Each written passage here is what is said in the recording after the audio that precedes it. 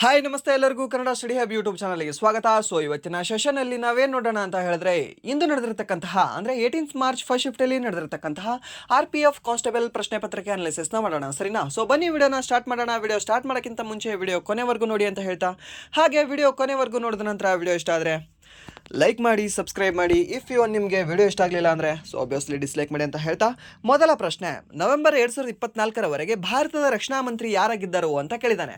So ನಿಮಗೆ already ನಾನು ಹೇಳಿದ್ದೆ, ಪ್ರತಿ ಶಿಫ್ಟಲ್ಲೂ ಕೂಡ ಹೇಳ್ತಾನೆ ಬಂದಿದ್ದೀನಿ, ಎಲ್ಲ ಸಚಿವರ ಬಗ್ಗೆ ನೋಡ್ಕೊಂಡೋಗಿ ಮಿನಿಮಮ್ ಅಂದ್ರೆ ನಿಮಗೆ 1 ರಿಂದ 2 ಪ್ರಶ್ನೆಗಳು ಕೇಳ್ತಾ ಇದ್ದಾನೆ ಅಂತ.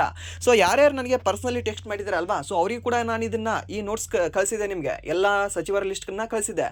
ಹಾಗೆ ಟೆಲಿಗ್ರಾಮ್ ಗ್ರೂಪಲ್ಲೂ ಕೂಡ ನಿಮಗೆ SSC GD ಎಕ್ಸಾಮ್ ಬರೆಯುವಾಗಲೇ ನಿಮಗೆ ಅಪ್ಲೋಡ್ ಮಾಡಿದ್ದೆ. ಸೊ ಅದನ್ನು ನೋಡ್ಕೊಳ್ಳಿ, ಯೂಸ್ ಆಗುತ್ತೆ ಅಂತ. ಸೊ ಅದಕ್ಕೆ ಪ್ರತಿ ಶಿಫ್ಟಲ್ಲೂ ನೀವು ಏನು RPF ಎಕ್ಸಾಮ್ ಯಾವುದೇ ಶಿಫ್ಟ್ ಆಗಿದೆ ಅಲ್ವಾ ಇಲ್ಲಿವರೆಗೂ, ಸೊ ಎಲ್ಲ ಶಿಫ್ಟಲ್ಲಿ ಪ್ರತಿದಿನ ಒಂದು 2 ಶಿಫ್ಟಲ್ಲಾದರೂ ನಿಮಗೆ ಕೇಳ್ತಾನೆ ಬಂದಿದ್ದಾನೆ ಸಚಿವರ ಬಗ್ಗೆ, ಸರಿಯಾ? ಸೊ ಯಾಕೆ ಇದನ್ನು ಹೇಳ್ತಾ ಇದ್ದೀನಿ, ಇವತ್ತು ಎಂಡ್ ಆಗಿದೆ, ಇವತ್ತು ಯಾಕೆ ಇದನ್ನು ಹೇಳ್ತಾ ಇದ್ದೀನಿ ಅಂತ ಕೇಳಿದ್ರೆ, ನೀವು ನೆಕ್ಸ್ಟ್ NTPC ಬರೀತಿರೋ ಗೊತ್ತಾ? ಸೊ NTPC ಎಕ್ಸಾಮ್ ಬರೆಯೋರು ಇದನ್ನು ಕ್ಲಾಸ್ನ ಕೇಳ್ತಾ ಇದ್ದೀರಾ. ಯಾಕಂದರೆ ಒಂದು 80% ಇಲ್ಲ ಅಂದರೆ ಒಂದು 70% ಆದರೂ ಅದ್ರ ಸಿಲೆಬಸ್ ಏನಿದೆ ಅಲ್ವಾ, ಈ ಅನಾಲಿಸಿಸಲ್ಲೇ ನಿಮಗೆ ಕ್ಲಿಯರ್ ಆಗಿದೆ. ಒಂದು 70% ನೀವು ಇದರಲ್ಲೇ ಕ್ಲಿಯರ್ ಆಗಿದೆ ಅಂತ ಅನ್ಕೋಬೇಕು. ಓಕೆ, ಯಾಕೆ ಅಂದರೆ ಎಲ್ಲ ರೀತಿಯ ಪ್ರಶ್ನೆಗಳು ಬಂದಿದ್ದಾವೆ ಈ RPF ಅಲ್ಲಿ ಮತ್ತು SSC GDನಲ್ಲಿ. ಸೊ ಅದಕ್ಕೆ ಈ ಅನಾಲಿಸಿಸ್ ಭಾಳ ಇಂಪಾರ್ಟೆಂಟ್ ಆಗ್ತದೆ. ಸೊ ನೀವು ಮುಂದೆ NTPC ಬರೆಯೋರಾಗಿದ್ದರೆ ಇದನ್ನು ನೋಡ್ಕೊಳ್ಳಿ, ನಿಮಗೆ ಯೂಸ್ ಆಗುತ್ತೆ, ಖಂಡಿತವಾಗಿಯೂ ಯೂಸ್ ಆಗುತ್ತೆ, ಸರಿನಾ? ಸೊ ಅವರು ಏನು ಅಂದರೆ ಈ ಕ್ರೀಡೆಯ ಬಗ್ಗೆ, ಬಜೆಟ್ 2025 ಬಜೆಟ್ ಬಗ್ಗೆ ಮತ್ತು ಈ ಸಚಿವರ ಬಗ್ಗೆ ಇವೆಲ್ಲವೂ ಕೂಡ ನೋಡ್ಕೊಳ್ಳಿ, ನಿಮಗೆ ಖಂಡಿತವಾಗಿಯೂ ಪ್ರಶ್ನೆಗಳನ್ನ ಕೇಳ್ತಾನೆ, ಸರಿಯಾ? ಸೊ ಹಾಗೆ ಈ ಮೊದಲ ಪ್ರಶ್ನೆಗೆ ಉತ್ತರ ಏನು ಅಂತ ನೋಡೋದಾದರೆ, ಆಪ್ಷನ್ ಬಿ ಏನು ರಾಜನಾಥ್ ಸಿಂಗ್ ಇದೆ ಅಲ್ವಾ, ಇದು ಸರಿಯಾದ ಉತ್ತರ ಆಗುತ್ತೆ. ಯಾವುದು? ರಾಜನಾಥ್ ಸಿಂಗ್. ಸೊ ನವೆಂಬರ್ 2024 ಹಾಗೆ ಇಲ್ಲಿಯವರೆಗೆ ಸ್ಟಿಲ್ ಇವತ್ತು ಕೂಡ ಯಾರಿದ್ದಾರೆ? ಭಾರತದ ರಕ್ಷಣಾ ಮಂತ್ರಿ ಅಂದರೆ ರಾಜನಾಥ್ ಸಿಂಗ್ ಅವರಿದ್ದಾರೆ. ಹಾಗೆ ಭಾರತದ ವಿತ್ತ ಸಚಿವೆ ಅಥವಾ ಹಣಕಾಸು ಸಚಿವೆ ಯಾರಿದ್ದಾರೆ ಪ್ರಸ್ತುತ ಅಂತ ಕೇಳಿದ್ರೆ, ನಿರ್ಮಲಾ ಸೀತಾರಾಮನ್ ಅವರು ಇದ್ದಾರೆ. ಹಾಗೆ ನಮ್ಮ ಭಾರತದ ಮೊಟ್ಟ ಮೊದಲ ಮಹಿಳಾ ರಕ್ಷಣಾ ಮಂತ್ರಿ ಯಾರು ಅಂತ ಕೇಳ್ತಾರೆ ನಿಮಗೆ. ಸೊ ಇದೇ ನಿರ್ಮಲಾ ಸೀತಾರಾಮನ್, ಸರಿನಾ? ಸೊ 2024 ಮುಂಚೆ, ಏನು ಎಲೆಕ್ಷನ್ ಆಗೋಕ್ಕಿಂತ ಮುಂಚೆ ಯಾರಿದ್ರು ರಕ್ಷಣಾ ಮಂತ್ರಿ ನಮ್ಮ ಭಾರತ ಅಂತ ಕೇಳಿದ್ರೆ, ಇದೇ ನಿರ್ಮಲಾ ಸೀತಾರಾಮನ್ ಅವರು ಇದ್ರು, ಸರಿಯಾ? ಇದು ನಿಮ್ಗೆ ಗೊತ್ತಿರಲಿ. ಆ್ಯಂಡ್ ಅದು ಆದ ನಂತರ ಭಾರೀ ಕೈಗಾರಿಕೆಗಳು ಅಥವಾ ಉಕ್ಕು ಕೈಗಾರಿಕೆಗಳ ಸಚಿವರು ಯಾರಿದ್ದಾರೆ ಅಂತ ಕೇಳಿದ್ರೆ, ಪ್ರಸ್ತುತ ಕುಮಾರಸ್ವಾಮಿ ಅವರು ಇದ್ದಾರೆ, HD ಕುಮಾರಸ್ವಾಮಿ ಅವರು, ಸರಿನಾ? ಅದಾದ ನಂತರ ರಸ್ತೆ ಸಚಿವ ಯಾರಿದ್ದಾರೆ ನಿಮಗೆ ಅಂತ ಕೇಳಿದ್ರೆ, ಇದು JP ನಡ್ಡಾ ಅವರು ರಸ್ತೆ ಸಚಿವರಾಗಿದ್ದಾರೆ, ಸರಿನಾ? ಸೊ ಅದಾದ ನಂತರ ನೆಕ್ಸ್ಟ್ ಪ್ರಶ್ನೆ ಏನಿದೆ ಅಂದರೆ, ಸರ್ದಾರ್ ಸರೋವರ ಅಣೆಕಟ್ಟು ಯಾವ ನದಿಯ ಮೇಲಿದೆ ಅಂತ ಕೇಳಿದ್ದಾರೆ. ಸೊ ಇದು ಕೂಡ ರಿಪೀಟೆಡ್ ಆಗಿರೋ ಪ್ರಶ್ನೆ.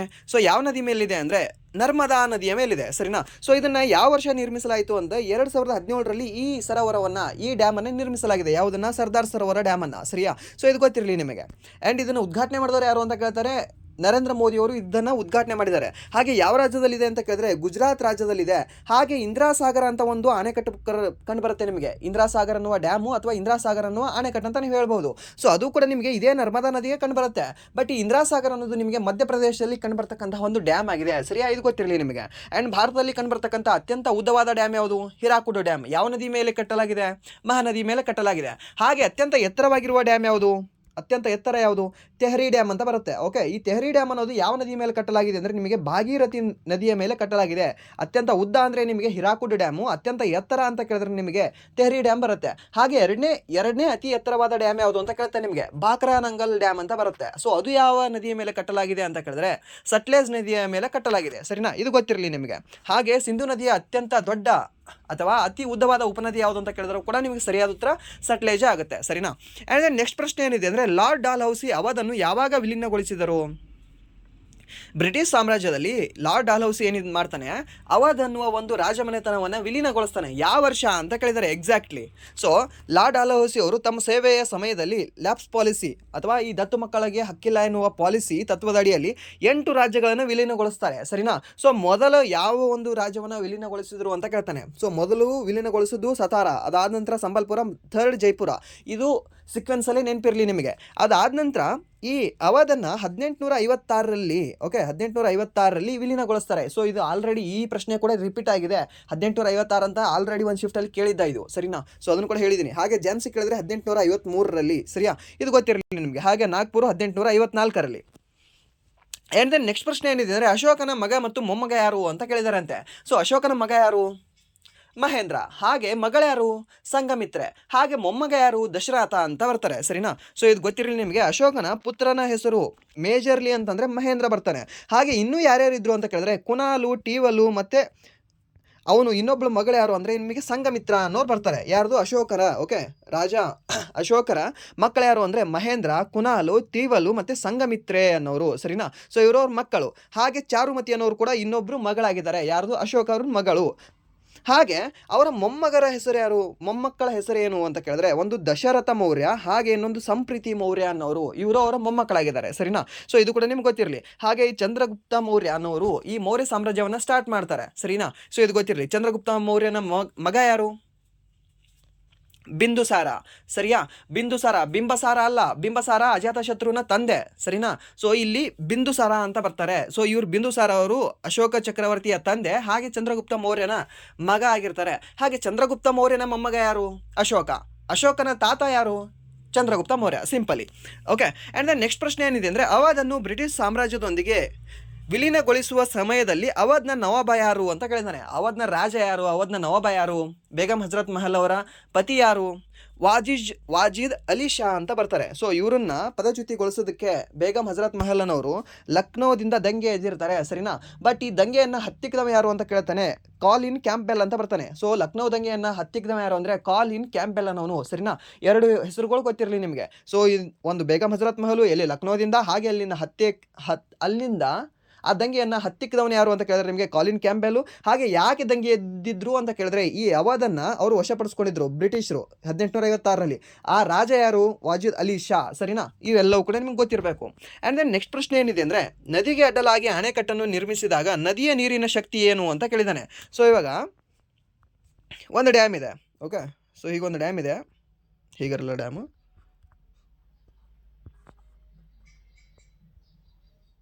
ಓಕೆ, ಹೀಗೊಂದು ಡ್ಯಾಮ್ ಇದೆ, ಸರಿನಾ? ಸೊ ಇಲ್ಲೆಲ್ಲ ನೀರು ನಿಂತಿದೆ, ಇಲ್ಲೆಲ್ಲ ನೀರು ನಿಂತಿದೆ. ಸೊ ಈ ಕಡೆ ವಾಲ್ ಎಲ್ಲ ಇದೆ. ಓಕೆ, ಈ ಕಡೆ ಎಲ್ಲ ನೀರು ಹೋಗ್ತದೆ ಹಿಂಗೆ. ಓಕೆ, ಅದು ನಿಮಗೆ ಬೇಡ ಅದು. ಇವಾಗ ಇಲ್ಲಿ ನೀರು ನಿಂತಿದೆ ಅಲ್ವಾ? ಇಲ್ಲಿ ನೀರು ನಿಂತಿದೆ ಅಲ್ವಾ? ಸೊ ಈಗ ಅಣೆಕಟ್ಟು ನಿರ್ಮಿಸಿದ್ದಾರೆ, ಇಲ್ಲಿ ನೀರು ನಿಲ್ಲಿಸಿದ್ದಾರೆ. ಈ ನೀರಿನಲ್ಲಿ ಯಾವ ಒಂದು ಶಕ್ತಿ ಇದೆ ಅಂತ ಕೇಳ್ತಾನೆ. ಸೊ ಈ ನೀರಿನಲ್ಲಿ ಇದು ನಿಂತಿದೆ ಅಲ್ವಾ ಇವಾಗ ನೀರು, ಈ ನಿಂತಿರೋ ನೀರಿನಲ್ಲಿ ನಿಮಗೆ ಯಾವುದು? ಪ್ರಚನ್ನ ಶಕ್ತಿ ಕಂಡುಬರುತ್ತೆ. ಓಕೆ, ಪೊಟೆನ್ಷಿಯಲ್ ಎನರ್ಜಿ ಕಂಡುಬರುತ್ತೆ, ಪೊಟೆನ್ಷಿಯಲ್ ಎನರ್ಜಿ ಕಂಡುಬರುತ್ತೆ. ಹಾಗೆ ಇಲ್ಲಿ ಏನಾದರೂ ಆ ಡೋರ್ಗಳನ್ನು ತೆಗೆದು ಕೆಳಗಡೆ ಬಿಟ್ಟರು ಅಂದರೆ ಹರಿಯೋಕ್ಕೆ ಬಿಟ್ಟರು ಅಂತ ಕೇಳಿದ್ರೆ ಅಲ್ಲಿ ನಿಮಗೆ ಚಲನ ಶಕ್ತಿ ಸಿಗುತ್ತೆ, ಸರಿನಾ? ಕೈನೆಟಿಕ್ ಎನರ್ಜಿ ಕಂಡುಬರುತ್ತೆ. ಕೈನೆಟಿಕ್ ಎನರ್ಜಿ ಅದು ಚಲನೆ ಮಾಡುವಾಗ, ಅದು ಓಡುವಾಗ, ಅದು ಹೊರಡುವಾಗ, ಸರಿನಾ? ಬಟ್ ಅದು ಏನಾದರೂ ನಿಂತಿತ್ತು ಅಂದರೆ ಅದರಲ್ಲಿ ಪೊಟೆನ್ಷಿಯಲ್ ಎನರ್ಜಿ ಇರುತ್ತೆ. ಮತ್ತು ಬೇರೆ ಎಕ್ಸಾಂಪಲ್ ಏನು ಹೇಳ್ಬೋದು? ಇವಾಗ ಒಬ್ಬ ವ್ಯಕ್ತಿ ಇದ್ದಾನೆ. ಓಕೆ, ಒಬ್ಬ ವ್ಯಕ್ತಿ ಇದ್ದಾನೆ, ಸರಿನಾ? ಸೊ ಒಬ್ಬ ವ್ಯಕ್ತಿ ಇದ್ದಾನೆ, ಇಲ್ಲಿ ಕೈಯಲ್ಲಿ ಒಂದು ಮೊಬೈಲ್ ಹಿಡ್ಕೊಂಡಿದ್ದಾನೆ, ನೀವು ಹಿಡ್ಕೊಂಡಿದ್ದೀರಿ ಅಂತ ಅನ್ಕೊಳ್ಳಿ. ಓಕೆ, ಸೊ ಮೊಬೈಲ್ ಮೇಲೆ ಹಿಡ್ಕೊಂಡಿದ್ದೀರಿ. ಸೊ ಸುಮ್ಮನೆ ಒಂದೆರಡು ಬೆಟ್ಟಿನಿಂದ ಅದನ್ನು ಹಿಡ್ಕೊಳ್ಳಿ. ಸೊ ಅಲ್ಲಿ ಏನು ಕ್ರಿಯೇಟ್ ಆಗುತ್ತೆ ಅಂದರೆ ಪೊಟೆನ್ಷಿಯಲ್ ಎನರ್ಜಿ ಕ್ರಿಯೇಟ್ ಆಗುತ್ತೆ. ಅದನ್ನು ಎರಡು ಬೆರಳುಗಳನ್ನ ಬಿಟ್ಬಿಡಿ, ನಿಮ್ಮ ಮೊಬೈಲ್ ಕೆಳಗೆ ಒಂದು ತಪ್ಪದು ಬೀಳುತ್ತೆ. ಓಕೆ, ಸೊ ಹೋಗ್ತದೆ ಒಂದು 10,000, ಇಲ್ಲಾಂದ್ರೆ ಒಂದು 20,000. ಓಕೆ, ಸೊ ಆ ಕೆಳಗಡೆ ಬೀಳುವಾಗ ಒಂದು ಶಕ್ತಿ ಬರುತ್ತೆ ಗೊತ್ತಾ? ಆ ಶಕ್ತಿ ಯಾವುದು ಅಂದರೆ ನಿಮಗೆ ಕೈನೆಟಿಕ್ ಎನರ್ಜಿ. ಅಲ್ಲಿ ಮೇಲ್ಗಡೆ ನೀವು ಹಿಡ್ಕೊಂಡಾಗ ಅದರಲ್ಲಿ ಏನೊಂದು ಕ್ರಿಯೇಟ್ ಆಗುತ್ತೆ ಅಲ್ವಾ, ಒಂದು ಶಕ್ತಿ ಅದರಲ್ಲಿ ಪ್ರೊಡ್ಯೂಸ್ ಆಗುತ್ತೆ ಅಲ್ವಾ, ಅದು ಪೊಟೆನ್ಷಿಯಲ್ ಎನರ್ಜಿ ಆಗಿರುತ್ತೆ, ಸರಿನಾ? ಸಿಂಪಲ್. ಅದು ಅಷ್ಟೇ ಒಂದೇ ಕಡೆ ಇದ್ದಾಗ ಅಲ್ಲಿ ಪೊಟೆನ್ಷಿಯಲ್ ಎನರ್ಜಿ ಕ್ರಿಯೇಟ್ ಆಗುತ್ತೆ. ಅದು ಏನಾದರೂ ನಡೀತಾ ಹೋದಾಗ, ಮುಂದೆ ಅದು ಪಾಸ್ ಆದಾಗ ಅಲ್ಲಿ ಕೈನೆಟಿಕ್ ಎನರ್ಜಿ ಆಗುತ್ತೆ, ಸರಿನಾ? ಇಷ್ಟೇ ಸಿಂಪಲಿ ಅದು. ಆ್ಯಂಡ್ ದೆನ್ ನೆಕ್ಸ್ಟ್ ಪ್ರಶ್ನೆ ಏನಿದೆ ಅಂದರೆ ಇತ್ತೀಚೆಗೆ ಸೈನಿಕರ ಸ್ಥಳವನ್ನು ಪತ್ತೆ ಹಚ್ಚಲು IITಯಿಂದ ಶೂಗಳನ್ನು ತಯಾರಿಸಲಾಗಿದೆ ಅಂತ ಕೇಳಿದ್ದಾನೆ. ಯಾವ IITಯಿಂದ ಸೈನಿಕರ ಸಲುವಾಗಿ ಇತ್ತೀಚೆಗೆ ಶೂಗಳನ್ನು ತಯಾರಿಸಲಾಗಿದೆ ಅಂತ ಕೇಳಿದ್ದಾನೆ. ಸೊ ಏಕೆ ಪತ್ತೆ ಹಚ್ಚಲು ಏನೇನಿದೆ ಇದು? ಇವಾಗ ಒಂದು ಶೂ ಕಂಡುಬರುತ್ತೆ. ಆ ಶೂದಲ್ಲಿ ಇವಾಗ ಯಾರಾದರೂ ಸೈನಿಕರು ಅವರು ಕಾಣಸಿಗ್ಲಿಲ್ಲ, ಏನಾದರೂ ಅವರಿಗೆ ಟೆರರಿಸ್ಟ್ಗಳು ಅವರಿಗೆ ಕಿಡ್ನ್ಯಾಪ್ ಮಾಡಿದ್ರು ಅಂದರೆ, ಇವನ್ ಏನಾದರೂ ಅವರು ಡ್ಯೂಟಿನಲ್ಲಿ ವರ್ಕ್ ಮಾಡ್ತಾ ಇರುವಾಗಲೇ ಎಲ್ಲೋ ಹಿಮದಲ್ಲಿ ಮಾಡಿದ್ರು ಅಂದರೆ ಸೊ ಅವರನ್ನು ಹುಡುಕಬೇಕಲ್ವಾ? ಸೊ ಅದಕ್ಕೆ ಈ ಶೂದಲ್ಲಿ ಒಂದು GPS ಅಳವಡಿಸಿರ್ತಾರೆ, ಸರಿನಾ? ಸೊ ಆ ರೀತಿಯ ಶೂಗಳು ಯಾವ ಒಂದು IIT ತಯಾರು ಮಾಡಿದೆ ಅಂತ ಕೇಳಿದ್ದಾನೆ. ಸೊ ಇದು ನಿಮಗೆ ಅಕ್ಟೋಬರ್ ಅಥವಾ ನವೆಂಬರ್ ಫಸ್ಟ್ ವೀಕಲ್ಲಿ ಏನೋ ಇದು ಕರೆಂಟ್ ಅಫೇರ್ಸಲ್ಲಿ ಇತ್ತಿದ್ದು, ಯಾವುದು ಈ ಕ್ವಶನ್, ಸರಿನಾ? ಸೊ ಅದಕ್ಕೆ ಕೇಳಿದ್ದಾನೆ ಯಾವ IIT ತಯಾರಿಸಿದ್ದಾರೆ ಅಂದರೆ IIT ಇಂದೋರನವರು ತಯಾರಿಸಿದ್ದಾರೆ ಇದನ್ನು, ಸರಿನಾ? ಸೊ ನೂತನ ತಂತ್ರಜ್ಞಾನದೊಂದಿಗೆ ಸೈನಿಕರಿಗಾಗಿ ವಿಶೇಷ ಶೂಗಳನ್ನು ಸಿದ್ಧಪಡಿಸಿದೆ. ಈ ಬೂಟುಗಳನ್ನು ಧರಿಸಿ ನಡೆಯುವುದರಿಂದ ವಿದ್ಯುತ್ ಉತ್ಪಾದಿಸುವುದು ಮಾತ್ರವಲ್ಲದೆ ನೈಜ ಸಮಯದಲ್ಲಿ ಸೇನಾ ಸಿಬ್ಬಂದಿ ಇರುವ ಸ್ಥಳವನ್ನು ಪತ್ತೆ ಮಾಡಬಹುದು. ಅವರು ಕೆಲವೊಂದು ಈ ಜಮ್ಮು ಕಾಶ್ಮೀರ ಏರಿಯಾ, ಲಡಾಖ್ ಏರಿಯಾದಲ್ಲಿ ಅಲ್ಲೆಲ್ಲ ಕೆಲವೊಂದು ಹಿಮಪಾತ ಜಾಸ್ತಿ ಆಗ್ತಿದಾವಲ್ವಾ? ಸೊ ಅದಕ್ಕೆ ಅವ್ರು ಏನಾದರೂ ಅಲ್ಲಿ ಅವ್ರ ಮೇಲೆ ಹಿಮ ಬಿದ್ದು ಡೆತ್ ಮಾಡಿದ್ರು, ಅಕಸ್ಮಾತಾಗಿ ಅವ್ರಿಗೆ ಇನ್ನೂ ಉಸಿರಿರುತ್ತೆ. ಯಾಕಂದರೆ ಹಿಮದ ಒಳಗಡೆ ಅವ್ರು ಇರ್ತಾರೆ. ಸೊ ಅದಕ್ಕೆ ಉಸಿರು ಇರುತ್ತೆ, ಬಟ್ ಅವ್ರನ್ನ ಕಾಪಾಡಬೇಕಲ್ವಾ? ಸೊ ಅಲ್ಲಿದ್ದಾರೆ ಅಂತ ಅಂದರೆ ಮಾತ್ರ ನಮ್ಗೆ ಕಾಪಾಡೋಕ್ಕಾಗತ್ತೆ. ಸೊ ಅದಕ್ಕೆ ಈ ಶೂಗಳನ್ನು ಕಂಡುಹಿಡಿದಿದ್ದಾರೆ. ಬಟ್ ಇನ್ನೂವರೆಗೂ ಸೇನೆಯವರು ಈ ಶೂನ ಬಳಸಿಲ್ಲ, ಬಟ್ ಕಂಡು ಹಿಡಿದಿದ್ದಾರೆ ಮಾತ್ರ. ಯಾರು? IIT ಇಂದೋರ್ ಅವರು, ಸರಿನಾ? ಇದು ಗೊತ್ತಿರಲಿ ನಿಮಗೆ. ಆ್ಯಂಡ್ ದೆನ್ ನೆಕ್ಸ್ಟ್ ಪ್ರಶ್ನೆ ಏನಿದೆ ಅಂದರೆ, ಕೇಂದ್ರ ಬಜೆಟ್ 2025-26ರಲ್ಲಿ ಯಾವ ಇಲಾಖೆಗೆ 2.33 ಲಕ್ಷ ಕೋಟಿ ರು ಮೀಸಲಿಡಲಾಗಿದೆ ಅಂತ ಕೇಳಿದ್ದಾನೆ. ಸೊ ಯಾವ ಇಲಾಖೆಗೆ ಅಂದರೆ ಗೃಹ ವ್ಯವಹಾರಗಳ ಸಚಿವಾಲಯಕ್ಕೆ ಹೆಚ್ಚಿನ ಮೊತ್ತವನ್ನು ಮೀಸಲಿಡಲಾಗಿದೆ, ಸರಿಯಾ? ಇದು ಗೊತ್ತಿರಲಿ ನಿಮಗೆ. ಆ್ಯಂಡ್ ದೆನ್ ನೆಕ್ಸ್ಟ್ ಪ್ರಶ್ನೆ ಏನಿದೆ ಅಂದರೆ, ಡಿಸೆಂಬರ್ 2024ರವರೆಗೆ ಭಾರತದ ರಕ್ಷಣಾ ರಾಜ್ಯ ಸಚಿವರು ಯಾರು ಅಂತ ಕೇಳಿದ್ದಾನೆ. ಸರ್ ಇವಾಗಲೇ ಹೇಳಿದ್ವಲ್ಲ ಒಂದು ಪ್ರಶ್ನೆ, ರಾಜನಾಥ್ ಸಿಂಗ್ ಅಂತ. ಅಲ್ಲ, ಅಲ್ಲೇನು ಕೇಳಿದ್ರು ಭಾರತದ ರಕ್ಷಣಾ ಸಚಿವರು ಯಾರಿದ್ದಾರೆ ಅಂತ ಕೇಳಿದ್ರು. ಬಟ್ ಇಲ್ಲಿ ಏನು ಕೇಳಿದ್ದಾರೆ, ಭಾರತದ ರಕ್ಷಣಾ ರಾಜ್ಯ ಸಚಿವರು ಯಾರಿದ್ದಾರೆ ಅಂತ ಕೇಳಿದ್ದಾರೆ. ಸೊ ಇಬ್ಬರು ಕೂಡ ಬೇರೆ ಆಗಿರ್ತಾರೆ, ಸರಿನಾ? ಬೇರೆ ಬೇರೆ ವ್ಯಕ್ತಿಗಳು. ಸೊ ಇಲ್ಲಿ ಯಾರು ಅಂದರೆ ಸಂಜಯ್ ಸೇಠ್ ಅನ್ನುವ ವ್ಯಕ್ತಿ ಏನಾಗಿದ್ದಾರಲ್ವಾ, ಸೊ ಇವರು ಭಾರತದ ರಾಜ್ಯ ರಕ್ಷಣಾ ಸಚಿವರಾಗಿದ್ದಾರೆ. ಓಕೆ, ಕನ್ಫ್ಯೂಷನ್ ಆಗೋದೇನು ಬೇಡ. ರಕ್ಷಣಾ ಸಚಿವರು ಯಾರಿದ್ದಾರೆ ಅಂದರೆ ಸಂಜಯ್ ಸೇಠ್ ಅನ್ನೋರು ಇದ್ದಾರೆ, ಸರಿನಾ? ಇದು ನೆನ್ಪಿಟ್ಕೊಳ್ಳಿ ನೀವು. ಆ್ಯಂಡ್ ದೆನ್ ನೆಕ್ಸ್ಟ್ ಪ್ರಶ್ನೆ ಏನಿದೆ ಅಂದರೆ, ಸಂವಿಧಾನದ ಯಾವ ವಿಧಿಯಲ್ಲಿ ಗೋ ಹತ್ಯೆ ನಿಷೇಧವು ರಾಜ್ಯ ನೀತಿಯ ನಿರ್ದೇಶಕ ತತ್ವಗಳ ಒಂದು ಭಾಗವಾಗಿದೆ ಅಂತ ಕೇಳಿದ್ದಾನೆ. ಸೊ ಗೋ ಹತ್ಯೆ ನಿಷೇಧದ ಎಷ್ಟನೇ ವಿಧಿಯಲ್ಲಿ ಹೇಳಲಾಗಿದೆ? ಏನು ಸಿಂಪಲ್, 48ನೇ ವಿಧಿಯಲ್ಲಿ. ಈ 48ನೇ ವಿಧಿ ಯಾವ ಭಾಗದಲ್ಲಿ ಕಂಡುಬರುತ್ತೆ? 4ನೇ ಭಾಗದಲ್ಲಿ ಕಂಡುಬರುತ್ತೆ. ಸೊ 4ನೇ ಭಾಗ ಏನು ಹೇಳುತ್ತೆ? DPSP ಬಗ್ಗೆ ಹೇಳುತ್ತೆ. Okay, directive principles of state policy ಬಗ್ಗೆ ಹೇಳುತ್ತೆ, ರಾಜನೀತಿ ನಿರ್ದೇಶಕ ತತ್ವಗಳಲ್ಲಿ ಹೇಳುತ್ತೆ. ಹಾಗೆ ವನ್ಯಮೃಗಗಳ ರಕ್ಷಣೆಯ ಬಗ್ಗೆ ಎಷ್ಟನೇ ವಿಧಿಯಲ್ಲಿ ಹೇಳಲಾಗಿದೆ? 48A ವಿಧಿಯಲ್ಲಿ ವನ್ಯಮೃಗಗಳ ರಕ್ಷಣೆಯ ಬಗ್ಗೆ ಹೇಳಲಾಗಿದೆ, ಸರಿನಾ? ಸೊ ಎಷ್ಟನೇ ತಿದ್ದುಪಡಿ ಮಾಡಿ 48A ಸೇರ್ಪಡೆ ಮಾಡಿದ್ರು? ಸಿಂಪ್ಲಿ 42ನೇ ತಿದ್ದುಪಡಿ, ಸರಿನಾ? ಸೊ ಇದೆಲ್ಲವೂ ಕೂಡ ನಿಮ್ಗೆ ಗೊತ್ತಿರಲಿ. ಆ್ಯಂಡ್ ಅದು ಆದ ನಂತರ 50ನೇ ವಿಧಿ ಬರುತ್ತೆ, ಕಾರ್ಯಾಂಗದಿಂದ ನ್ಯಾಯಾಂಗವನ್ನು ಬೇರ್ಪಡೆ ಮಾಡುವುದು. ಅದಾದ ನಂತರ 51ನೇ ವಿಧಿ ಬರುತ್ತೆ, ಅಂತಾರಾಷ್ಟ್ರೀಯ ಶಾಂತಿ ಒಪ್ಪಂದದ ಬಗ್ಗೆ ಹೇಳುತ್ತೆ. ಇವೆಲ್ಲವೂ ಕೂಡ ಗೊತ್ತಿರಲಿ ನಿಮಗೆ. 1ರಿಂದ ಮಿನಿಮಮ್ ಅಂದರೂ 70 ಅಥವಾ ನಿಮಗೆ ಸ್ವಲ್ಪ ಹೆಚ್ಚಿಗೆ ಬೇಕಂದರೆ 90ರವರೆಗೂ ನೀವು ವಿಧಿಗಳನ್ನು ಕಲಿಲೇಬೇಕು. ಅದು ಮಸ್ಟ್ ಆ್ಯಂಡ್ ಶುಡ್. ಓಕೆ, ನೀವು ಮುಂದಿನ ಬರಲಿಲ್ಲ ಅಂದರೆ ಏನೋ ಒಂದು ಗೆಸ್ ಮಾಡಿ ಅದಾದ ನಂತರ ಬೇರೆ ಬೇರೆ ಲೆವೆಲಲ್ಲಿ ನೀವು ಹಾಕಬಹುದು. ಯಾಕಂದರೆ ಕೆಲವೊಂದು ಟ್ರಿಕ್ಸಿಂದ ಯೂಸ್ ಮಾಡಿ ನೀವು ಹಾಕ್ಬೋದಾಗುತ್ತೆ. ಬಟ್ 1ರಿಂದ 70 ಅಥವಾ ಒಂದು 80, 90 ನೀವು ಕಲಿಲೇಬೇಕು, ಬಯಾಟ್ ಮಾಡಲೇಬೇಕು, ರಟ್ಟ ಹೊಡಿಲೇಬೇಕು. ಸರ್ ತಿಳ್ಕೊತೀನಿ, ಸರ್ ತಿಳ್ಕೊಳಕ್ಕೆ ಹೆಂಗ್ರಿ ಆಗುತ್ತೆ? ನಂಬರ್ನ ಹೆಂಗೆ ತಿಳ್ಕೊಳಕ್ಕಾಗುತ್ತೆ? ಓಕೆ, ನಾವು ಲಿಂಕ್ ಮಾಡಿ ಏನೋ ಒಂದು ಕತೆ ರೂಪದಲ್ಲಿ ನಾವು ಏನೋ ನೆನಪಿಟ್ಕೋಬೋದು. ಬಟ್ ಫೈನಲಿ ಅದಕ್ಕೆ ಕೂಡ ರಟ್ಟ ಹೊಡೆಯೋದ ಅಂತಾರೆ, ಅದಕ್ಕೂ ಕೂಡ ಬಯಟ್ ಹಾಕೋದ ಅಂತಾರೆ, ಅದಕ್ಕೂ ಕೂಡ ಮೆಮೊರೈಸ ಅಂತಾರೆ. ಇನ್ನೂ ಸ್ವಲ್ಪ ಹೆಂಗೆ ಅಂದರೆ ಸ್ವಲ್ಪ ಸ್ಟ್ಯಾಂಡರ್ಡ್ ಆಗಿರಲಿ, ಕ್ಲಾಸಿಕ್ ಆಗಿರಲಿ ಅಂದರೆ ಸರ್ ನಾನು ಮೆಮೊರೈಸ್ ಮಾಡ್ತೀನಿ ಅಂತ. ಓಕೆ, ನೀವು ಮೆಮೊರೈಸ್ ಮಾಡೋದು ಕಲೀರಿ ಅಂತ ಕೆಲವರು ಟೀಚರ್ಸ್ ಕೂಡ ಹೇಳ್ತಿರ್ತಾರೆ. ಓಕೆ, ಮೆಮೊರೈಸ್ ಮೀನ್ಸ್ ನಮ್ಮ ಅಚ್ಚ ಕನ್ನಡ ಸಾಧಾರಣ ಭಾಷೆಯಲ್ಲಿ ರಟ್ಟ ಹೊಡೆಯೋದೇ ಅದರ ಅರ್ಥ, ಸರಿನಾ? ಸೊ ಒಟ್ಟಿನಲ್ಲಿ ನೀವೇನು ಮಾಡಬೇಕಂದ್ರೆ ಅದನ್ನು ನೆನಪಿಟ್ಕೊಳ್ಳೇಬೇಕು, ರಟ್ಟ ಹೊಡಿಲೇಬೇಕು, ಒಟ್ಟಿನಲ್ಲಿ ಕಲಿಲೇಬೇಕು. ಎಷ್ಟು? 1ರಿಂದ 90ವರೆಗೂ ವಿಧಿಗಳು. ಉಳಿದ ಏನು ಬೇಕಾದ್ರೆ ನೀವು ತಿಳ್ಕೊಳ್ಳಿ, ಬಿಡಿ, ರಟ್ಟ ಹೊಡ್ರಿ, ಏನು ಬೇಕಾದ್ರೆ ಮಾಡಿರಿ. ಬಟ್ ಇದು ಇಂಪಾರ್ಟೆಂಟ್ ಆಗುತ್ತೆ ಪ್ರತಿಯೊಂದು ಎಕ್ಸಾಮಿಗೂ ಕೂಡ. SSC GDನಲ್ಲಿ ಸೇಮ್ 1ರಿಂದ 80, 90 ಆ ವಿಧಿಗಳನ್ನೇ ಕೇಳ್ತಾ ಇದ್ದ. ಆ್ಯಂಡ್ ದೆನ್ RPFದಲ್ಲಿ ಸೇಮ್ ಕೇಳ್ತಾ ಇದ್ದಾನೆ, NTPCಯಲ್ಲಿ ಕೂಡ ಸೇಮ್ ಕೇಳ್ತಾನೆ. ಬೇಕಾದ್ರೆ ನೋಡ್ಕೊಳ್ಳಿ, ಯಾಕಂದರೆ 12th ಲೆವೆಲ್ ಎಕ್ಸಾಮ್ ಇದೆ ಅಲ್ವಾ. ಸೊ ಗ್ರ್ಯಾಜುಯೇಟ್ದು ಹೇಳ್ತಾ ಇಲ್ಲ, ಗ್ರ್ಯಾಜುಯೇಟ್ದು ಸ್ವಲ್ಪ ಟಫ್ ಆಗಿ ಬರುತ್ತೆ. ಸಾರಿ, ಟಫ್ ಅಂತಲ್ಲ, ಸೇಮ್ ಎಕ್ಸಾಮ್ ಅಲ್ವಾ, ಸಾರಿ, ಎರಡು ಕೂಡ ಸೇಮ್ ಇರುತ್ತೆ. ಓಕೆ, ಸೊ ಇದೇ ಲೆವೆಲಲ್ಲಿ ಬರುತ್ತೆ, ಸ್ವಲ್ಪ ಕ್ರಿಟಿಕ್ ಇರುತ್ತೆ ಅಷ್ಟೇ. ಬಟ್ ಏನೋ ಜಾಸ್ತಿ ಇದಕ್ಕಿಂತ ಏನು ಟಫ್ ಕೇಳೋದಿಲ್ಲ, ಯಾಕಂದರೆ ಇವೇ ಟಫ್ ಇದಾವೆ exam actually. And then next ಪ್ರಶ್ನೆ ಏನಿದೆ ಅಂದರೆ, ಸಂವಿಧಾನದ ಯಾವ ವೇಳಾಪಟ್ಟಿಯಲ್ಲಿ ಪುರಸಭೆಗಳ ಅಧಿಕಾರವನ್ನು ನೀಡಲಾಗಿದೆ ಅಂತ ಹೇಳಿದ್ದಾನೆ. ಸೊ ಸಂವಿಧಾನದಲ್ಲಿ ಟೋಟಲಿ ಎಷ್ಟು ಅನುಸೂಚಿಗಳಿದ್ದಾವೆ, ಎಷ್ಟು ವೇಳಾಪಟ್ಟಿಗಳಿದ್ದಾವೆ, ಎಷ್ಟು ಶೆಡ್ಯೂಲ್ಗಳಿದ್ದಾವೆ ಅಂದರೆ 12 ಶೆಡ್ಯೂಲ್ಗಳು, 12 ಅನುಸೂಚಿಗಳು ಅಥವಾ 12 ವೇಳಾಪಟ್ಟಿಗಳು ಕಂಡುಬರ್ತವೆ. ಸೊ 12ನೇ ವೇಳಾಪಟ್ಟಿ ಅಥವಾ 12ನೇ ಶೆಡ್ಯೂಲ್ ನಿಮಗೆ ಎದ್ರ ಬಗ್ಗೆ ಹೇಳುತ್ತೆ ಅಂದರೆ ಪುರಸಭೆಗಳು, ಮುನ್ಸಿಪಾಲಿಟಿಗಳ ಬಗ್ಗೆ ಹೇಳುತ್ತದೆ. ಹಾಗೆ 11ನೇದು ಪಂಚಾಯತಿಗಳ ಬಗ್ಗೆ ಹೇಳುತ್ತದೆ, 10ನೇದು ಪಕ್ಷಾಂತರ ನಿಷೇಧದ ಬಗ್ಗೆ ಹೇಳುತ್ತೆ, ಹಾಗೆ 9ನೇದು ಯಾವುದರ ಬಗ್ಗೆ ಹೇಳುತ್ತೆ? ಭೂ ಸುಧಾರಣೆಯ ಬಗ್ಗೆ ಹೇಳುತ್ತೆ. ಈ 9ನೇ ಅನುಸೂಚಿ ಎಷ್ಟನೇ ತಿದ್ದುಪಡಿ ಮೂಲಕ ಸೇರ್ಪಡೆ ಮಾಡಲಾಯಿತು ಅಂದರೆ 1ನೇ ತಿದ್ದುಪಡಿ ಮೂಲಕ ಸೇರ್ಪಡೆ ಮಾಡಲಾಗ್ತದೆ. ಹಾಗೆ 10ನೇ ಅನುಸೂಚಿ 52ನೇ ತಿದ್ದುಪಡಿ ಮೂಲಕ ಸೇರ್ಪಡೆ ಮಾಡಲಾಗ್ತದೆ. ಹಾಗೆ 11ನೇ ಅನುಸೂಚಿ 73ನೇ ತಿದ್ದುಪಡಿ ಮೂಲಕ ಸೇರ್ಪಡೆ ಮಾಡಲಾಗ್ತದೆ. ಹಾಗೆ ಈ 12ನೇ ಅನುಸೂಚಿ 74ನೇ ತಿದ್ದುಪಡಿ ಮೂಲಕ ಸೇರ್ಪಡೆ ಮಾಡಲಾಗ್ತದೆ. ಎಲ್ಲವೂ ಕೂಡ ಗೊತ್ತಿರಲಿ, ಕೇಳ್ತಾನೆ ಯಾವ ತಿದ್ದುಪಡಿ, ಎಷ್ಟನೇ ವರ್ಷ, ಎಲ್ಲವೂ ಕೂಡ, ಸರಿನಾ? ಸೊ ಇದು ಪುರಸಭೆಗಳ ಅಧಿಕಾರವನ್ನು ಎಷ್ಟನೇ ಶೆಡ್ಯೂಲಲ್ಲಿ ಹೇಳಲಾಗಿದೆ ಅಂತ ಕೇಳಿದ್ರೆ ನಿಮಗೆ 12ನೇ ಶೆಡ್ಯೂಲಲ್ಲಿ ಹೇಳಲಾಗಿದೆ. ಬಟ್ ಭಾಗ ಅಂತ ಕೇಳಿದ್ರೆ ನಿಮಗೆ ಏನಿಲ್ಲ, 9B ಭಾಗ ಅಂತ ಹೇಳಿ ಟಿಕ್ ಆಗಿ ಬಂದುಬಿಡ್ಬೇಕು, ಅಷ್ಟೇ, ಮುಗೀತು. ಅದಾದ ನಂತರ ಇದರಲ್ಲಿ ಎಷ್ಟು ಕಾರ್ಯಗಳನ್ನು ಒಳಗೊಂಡಿದೆ ಅಂತ ಕೇಳ್ತಾನೆ. ಈ ಪುರಸಭೆಗಳು, ಮುನ್ಸಿಪಾಲ್ಟಿನಲ್ಲಿ ಟೋಟಲಿ 18 ಕಾರ್ಯಗಳನ್ನು ಒಳಗೊಳಿಸಲಾಗಿದೆ. 12ನೇ ಅನುಸೂಚಿಯಲ್ಲಿ 18 ಕಾರ್ಯಗಳಿದ್ದಾವೆ. ಹಾಗೆ 11ನೇ ಅನುಸೂಚಿಯಲ್ಲಿ ಪಂಚಾಯಿತಿಯಲ್ಲಿ ಎಷ್ಟು ಕಾರ್ಯಗಳನ್ನು ಒಳಗೊಂಡಿದೆ? 29 ಕಾರ್ಯಗಳನ್ನು ಒಳಗೊಂಡಿದೆ. ಪ್ರಸ್ತುತ ಎಷ್ಟಿದ್ದಾವೆ? 32, 34 ಇದ್ದಾವೆ. ಎಕ್ಸಾಕ್ಟ್ ಅದು ನಂಬರ್ ನೋಡ್ಕೊಳ್ಳಿ, ಪ್ರೆಸೆಂಟ್ ಎಷ್ಟಿದ್ದಾವೆ ಅಂತ. ಬಟ್ ಆ ತಿದ್ದುಪಡಿ ಮಾಡಿದಾಗ 29 ಇತ್ತು, ಬಟ್ ಇವಾಗ ಎಷ್ಟಿದೆ ಅಂತ ನೋಡ್ಕೊಳ್ಳಿ. ಓಕೆ, ಸೊ ಮ್ಯಾಕ್ಸಿಮಮ್ ನೀವೆಲ್ಲ 29 ಅಂತ ಓದಿರ್ತೀರ, ಕೆಲವೊಬ್ರು ಓದೋರಾದರೂ ಕೂಡ. ಬಟ್ ಈ 32, 34 ಅಂತ ನಿಮ್ಗೆ ಗೊತ್ತಿರಲ್ಲ, ಸ್ವಲ್ಪ ಅದೊಂದು ನೋಡ್ಕೊಳ್ಳಿ, ಯಾಕಂದರೆ ಚೇಂಜ್ ಆಗಿರೋದು ಕೇಳಬಹುದು ನಿಮಗೆ. ಆ್ಯಂಡ್ ನೆಕ್ಸ್ಟ್ ಪ್ರಶ್ನೆ ಏನಿದೆ ಅಂದರೆ, ಈ ಕೆಳಗಿನ ಯಾವ ಲೇಖನಗಳ ಅಡಿಯಲ್ಲಿ ಒಕ್ಕೂಟ ಮತ್ತು ರಾಜ್ಯಗಳ ಅಧಿಕಾರವನ್ನು ಗುರುತಿಸಲಾಗಿದೆ ಅಂತ ಕೇಳಿದ್ದಾನೆ.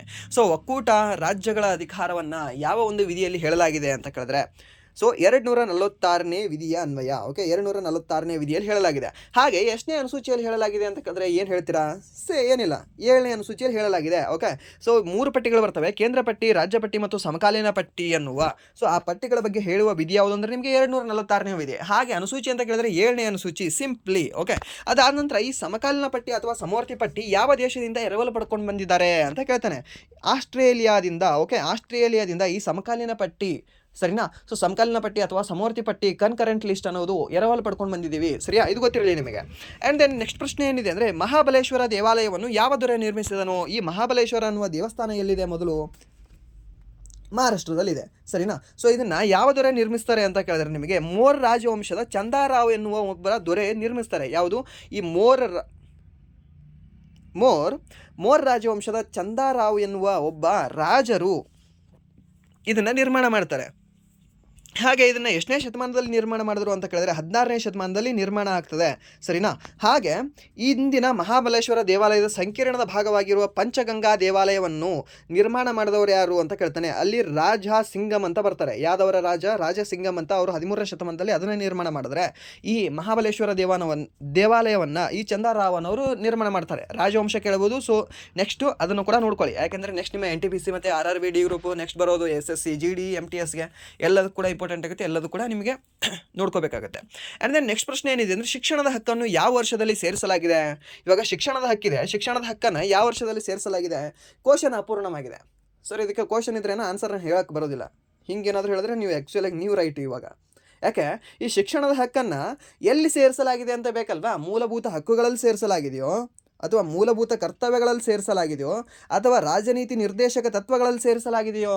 ಓಕೆ, ಇವಾಗ ಮೂಲಭೂತ ಹಕ್ಕುಗಳಲ್ಲಿ ಅಥವಾ ಮೂಲಭೂತ ಕರ್ತವ್ಯಗಳಲ್ಲಿ ಯಾವ ವರ್ಷ ಸೇರಿಸಲಾಗಿದೆ ಅಂತ ಕೇಳಿದಾಗ ಸೊ ಅದಕ್ಕೆ ಸರಿಯಾದ ಉತ್ತರ ಯಾವುದು? 86ನೇ ತಿದ್ದುಪಡಿ ಮೂಲಕ 2007ರಲ್ಲಿ ಸೇರ್ಪಡೆ ಮಾಡಲಾಗಿದೆ ಅಂತ ಹೇಳ್ಬೋದು. ಎಲ್ಲಿ? ಮೂಲಭೂತ ಕರ್ತವ್ಯ ಹಾಗೆ ಮೂಲಭೂತ ಹಕ್ಕಿನಲ್ಲಿ. ಸರಿನಾ? ಬಟ್ ಏನಾದರೂ ರಾಜನೀತಿ ನಿರ್ದೇಶಕ ತತ್ವಗಳಲ್ಲಿ ಶಿಕ್ಷಣದ ಹಕ್ಕನ್ನು ಯಾವಾಗ ಸೇರ್ಪಡೆ ಮಾಡಿದ್ರು ಅಂತ ಕೇಳಿದ್ರೆ ಏನಿಲ್ಲ, 1950 ಏನು ಸಂವಿಧಾನ ಜಾರಿಗೆ ಬರ್ತಲ್ವಾ, ಆ ಮೂಲ ಸಂವಿಧಾನದಲ್ಲೇ ಇತ್ತು. ಯಾವುದು? ಶಿಕ್ಷಣದ ಹಕ್ಕು 45ನೇ ವಿಧಿಯಲ್ಲಿ. ಸರಿನಾ? ಇದು ಗೊತ್ತಿರಲಿ ನಿಮಗೆ. ಸೊ ಯಾವುದರಲ್ಲಿ ಸೇರ್ಪಡೆ ಮಾಡಿದ್ರು ಅನ್ನೋದು ಇಂಪಾರ್ಟೆಂಟ್ ಆಗುತ್ತೆ. ಕ್ವಶನ್ನ ಅಪೂರ್ಣವಾಗಿ ಯಾವತ್ತೂ ಓದಕ್ಕೆ ಹೋಗಬೇಡಿ. ಓಕೆ, ಈ ಕ್ವಶನ್ನೇ ಅಪೂರ್ಣವಾಗಿದೆ, ನಾನು ಅಲ್ಲಿ ಟೈಪ್ ಮಾಡಿರೋದು. ಓಕೆ, ಬಟ್ ನಾನು ನಿಮಗೆ ಹೇಳ್ತಾ ಇದ್ದೀನಿ.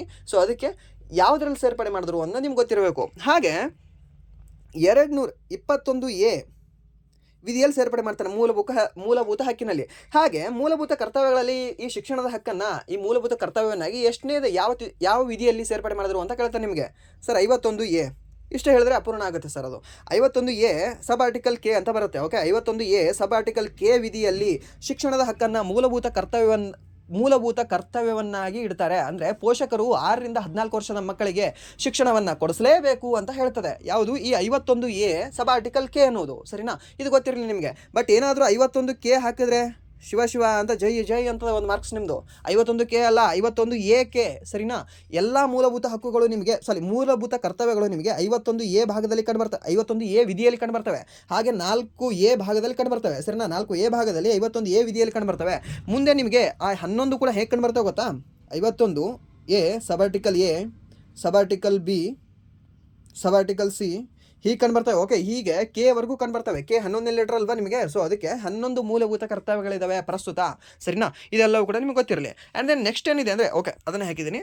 ಆ್ಯಂಡ್ ದೆನ್ ಸುಂದರ್ಬನ್ನಲ್ಲಿ ಯಾವ ರೀತಿಯ ಕಾಡುಗಳಿದ್ದಾವೆ ಅಂತ ಕೇಳ್ತಾನೆ. ಸುಂದರ್ಬನ್ ಏನು ಕಾಡಿದೆ ಅಲ್ವಾ, ಸುಂದರ್ಬನ್ ಕಾಡು, ಅದರಲ್ಲಿ ಯಾವ ರೀತಿಯ ಮರಗಳಿದ್ದಾವೆ? ಸುಂದರ್ಬನ್ನಲ್ಲಿ ಉಬ್ಬರವಿಳಿತ ಅಥವಾ ಕರಾವಳಿ ಮ್ಯಾಂಗ್ರೋವ್ ಕಾಡುಗಳನ್ನು ಒಳಗೊಂಡಿದೆ. ಓಕೆ, ಉಬ್ಬರವಿಳಿತ ಕಾಡಿದ್ದಾವೆ. ಹಾಗೆ ಅದಕ್ಕೆ ಇನ್ನೊಂದು ಹೆಸರಿನಿಂದ ಕೂಡ ಬೇರೆ ಹೆಸರಿನಿಂದ ಕೂಡ ಕರಿಬಹುದು. ಯಾವುದಂದರೆ ಮ್ಯಾಂಗ್ರೋವ್ ಕಾಡುಗಳು ಅಂತ ನಾವು ಹೇಳ್ಬೋದು. ಓಕೆ, ಮ್ಯಾಂಗ್ರೋವ್ ನಮ್ಮ ಕರ್ನಾಟಕದಲ್ಲಿ ಎಲ್ಲಿ ಕಂಡು ಬರುತ್ತೆ? ಕರಾವಳಿ ಭಾಗದಲ್ಲಿ ಸ್ಪೆಷಲಿ ಅಲ್ಲಿ ಗಂಗಾವಳಿಯ ಪ್ರದೇಶದಲ್ಲಿ, ಗಂಗಾವಳಿಯ ಅಳಿವೆ ಪ್ರದೇಶ ಅಂತ ಬರುತ್ತೆ. ಓಕೆ, ಗಂಗಾವಳಿಯ ಅಳಿವೆ ಪ್ರದೇಶ ಅಂತ ಕಂಡುಬರುತ್ತೆ, ಅಲ್ಲಿ ಕಂಡುಬರ್ತದೆ. ಹಾಗೆ ಕುಂದಾಪುರದಲ್ಲೂ ಕೂಡ ಕಂಡುಬರುತ್ತೆ. ಓಕೆ, ಕುಂದಾಪುರ ಕಾರವಾರ ಭಾಗದಲ್ಲೂ ಕೂಡ ನಿಮಗೆ ಜಾಸ್ತಿ ಕಂಡುಬರುತ್ತೆ.